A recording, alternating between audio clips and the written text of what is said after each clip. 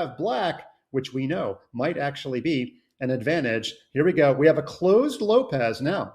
You know what, Yobi? Yeah, This is the natural sequel to yesterday. Because remember, right as the action was getting big in round 8, this was the game where Sina disconnected in the middle game, and we never got to see the continuation. And guess what they're giving us right now?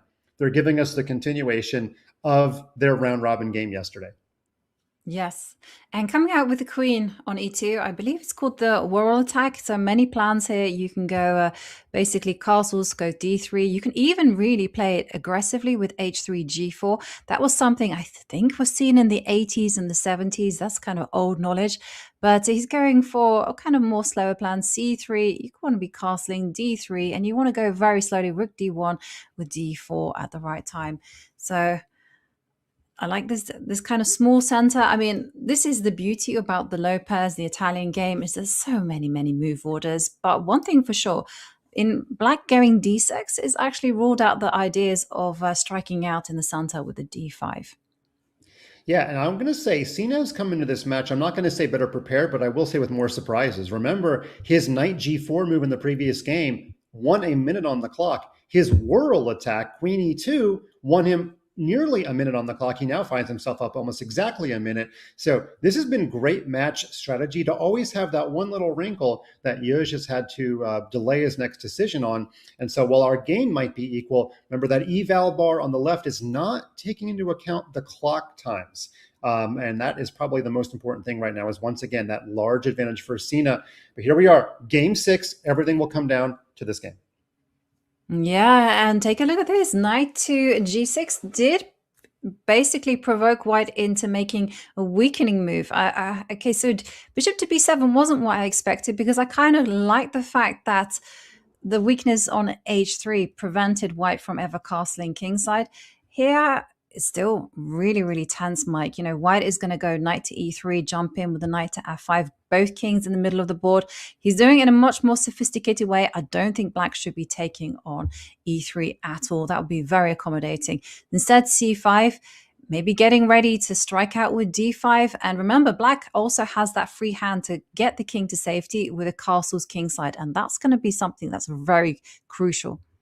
Instructional moment alert. Yovi already teased it. 2 white pieces wanted to use the e3 square, the bishop and the knight. And if you had taken, you would have just helped white by trading one of them. So by keeping the bishops on the board, we keep the knight at bay. The knight often comes to g3 in the closed Lopez. However, white already had to play g3 to stop this knight. So this knight is the problem child for the white position. That's why c5 was such a cool idea. Computer says that black is a little bit better, but honestly, it is a coin flip. And guess what? The clocks are back to equal. Their chess.com blitz ratings are equal. The position is equal. The match score is equal. The next 5 minutes will decide who lives on in ChessKid lore forever. Yeah, definitely. Talking about ChessKid lore, Yaz has already been there. This is like his personal event. He won both the under 13 and the 16 back in 2024. Last year, he kind of came close, losing in the final to Andy Woodward. He's now back in the finals again.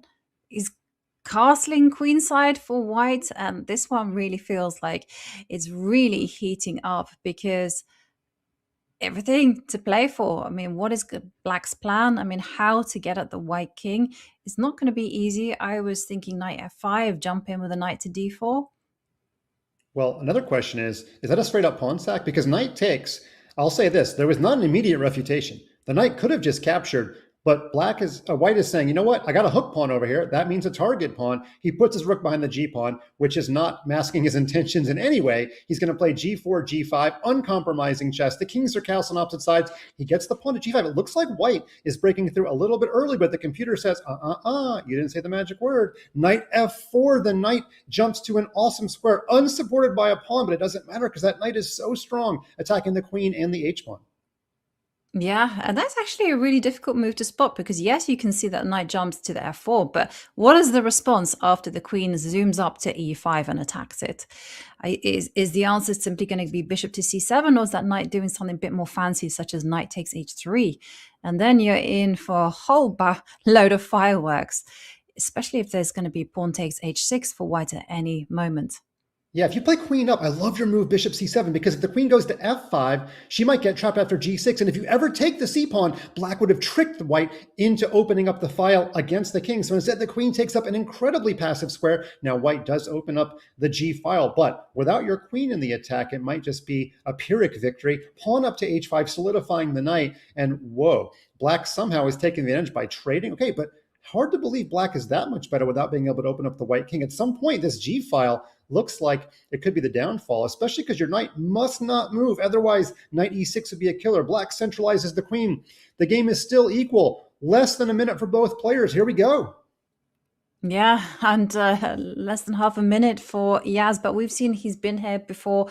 And also for Sina, very quick, very relaxed under these time controls. And just having a look, like what to do with the white knight is not apparently obvious. You know, we're seeing the blue arrow on the board, knight to h3, which literally invites, finds it, but it does invite knight takes knight, and then black will capture the pawn on c2.